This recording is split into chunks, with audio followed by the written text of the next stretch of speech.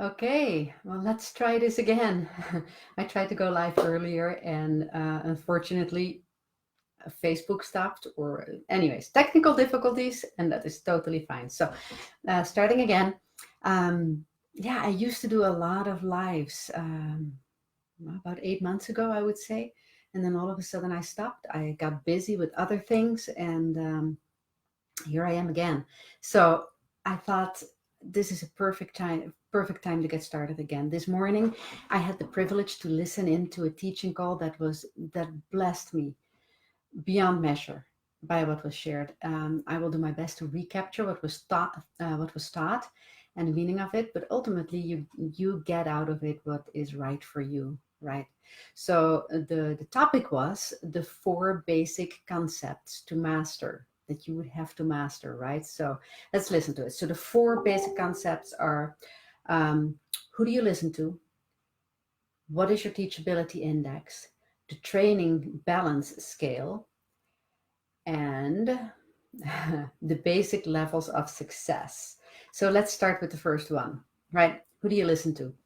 So we all know the saying that we are the sum total of the five people that we hang out with most, right? So, well, that is one thing. And then as well, who do we listen to, right? Who are our mentors? Who do we learn from? Who do we respect?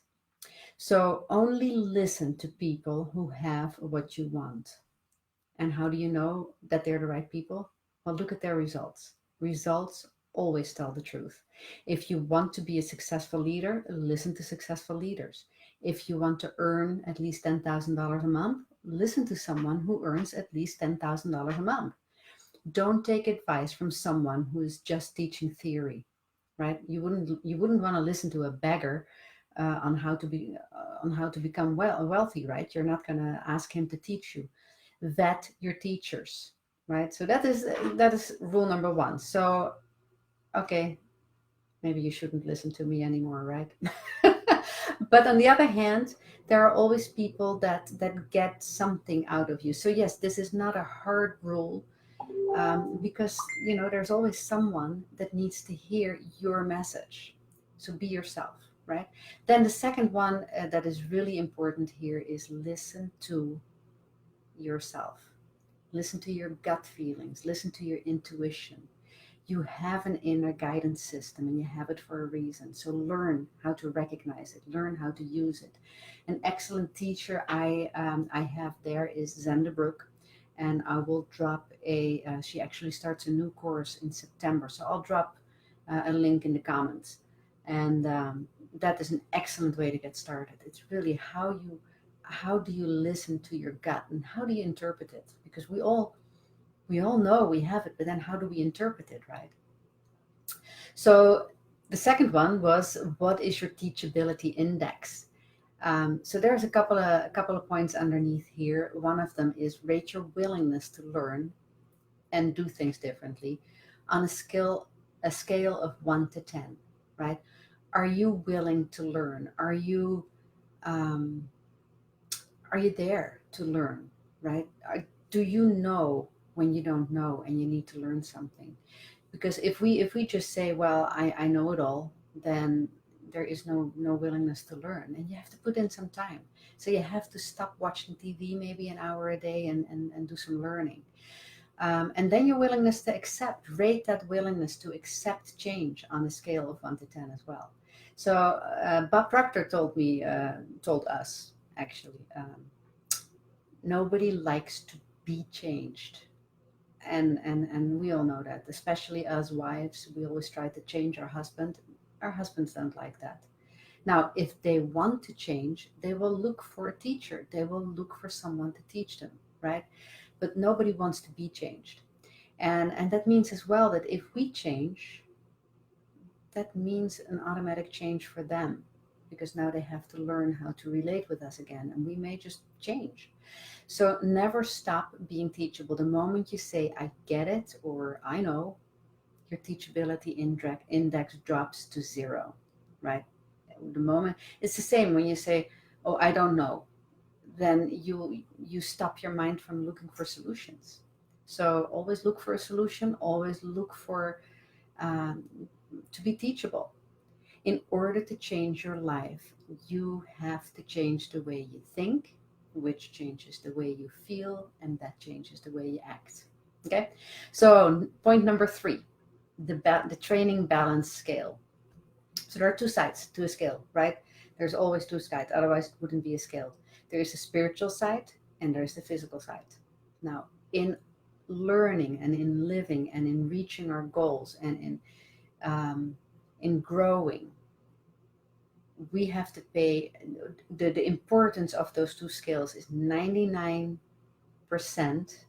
plus is spiritual, less than 1% is on the physical side. But what does this mean? So our thoughts, our dreams, our intention, our imagination, our motivation, our dreaming, our meditation, our how we feel, how we think, that makes up 99% of what our success rate is going to be. So, and that doesn't mean that we're constantly dreaming and that we're not doing anything. Now it means that we decide what we want, we dream that up, and now we start living from there. So we are grateful for the outcome. We are grateful before we have it in the physical universe. We are we have faith that it's coming, because God never gives us a dream. God never gives us a longing if we couldn't have it. And it's only 1% or even less on the physical side. Our actions, movements, money making activities like making calls, invites, three-way calls, presentations, etc. Really the physical things that we need to do, right? But if we do them in a certain way, from that area of gratitude, from that feeling of gratitude, then we can calm down and speed up. So, how your goal materializes depends more than 99% on your inner world and less than 1% on your outer world and activities. The activities, they put things in motion, right? Emotion. To speed things up, you need to take control over your thoughts, your feelings, your imagination. Um, and you move the energy with your day-to-day activities from your goal and dream as if you're already there. So I know I repeat myself, but this is important. And you let God work out the details and how it comes about. And this was a big thing for me because I used to be an interior designer, interior architect actually, and I used to work for architects. And this is what you do, what they do, and what I did as an interior architect. I would draw it up, I would think it up, I would design it, and I would put all the details there. But then that was my job, and I let someone else create it, right? So we are the architect, we are the designer. God is the one who creates it and brings it to pass. God, universal mind, infinite wisdom, that's what brings it to pass, right? So let go and let God. So we create it, we design it, and we let go. And then we let God, we let the universe create it for us. And then the last one, but definitely not least, the four basic levels of success. Um, and that is a pretty important thing as well. So first of all, there is the unconscious incompetent. As an unconscious incompetent, you don't know that you don't know. So you're not going to learn. You have no clue, right? The second one is a conscious incompetent, sorry, a conscious incompetent. So you know that you don't know. So now you become willing to learn. You know that there is something more there and you're willing to learn and invest some time. Or not, that could be too. And then there is the conscious competent. So now you know that you know, right? You know that you know.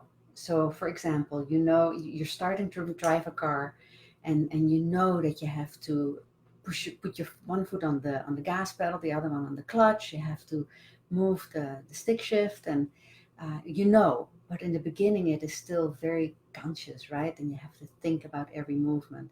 Now once you drive for a while and you have your driver license, and that it really just comes after that, that at one point it becomes very automatic, and you just, it flows.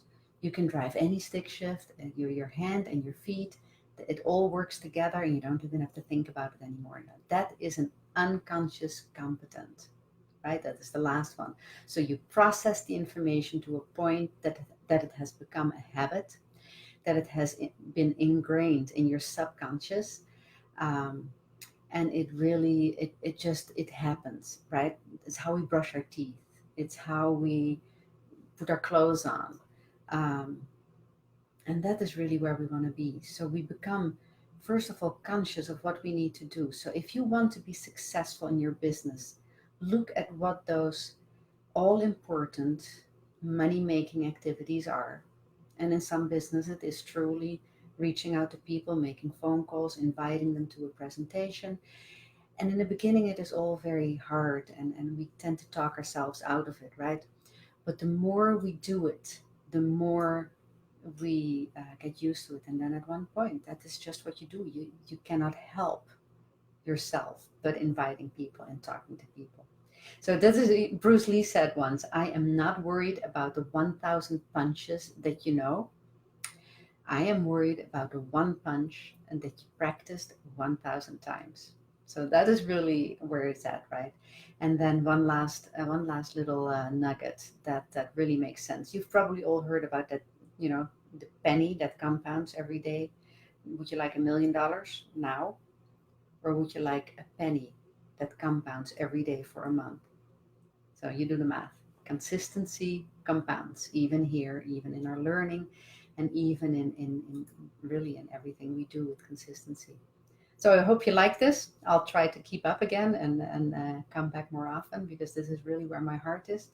And let me know in the comments whether you see this live or whether you watch replay and where you're watching it from.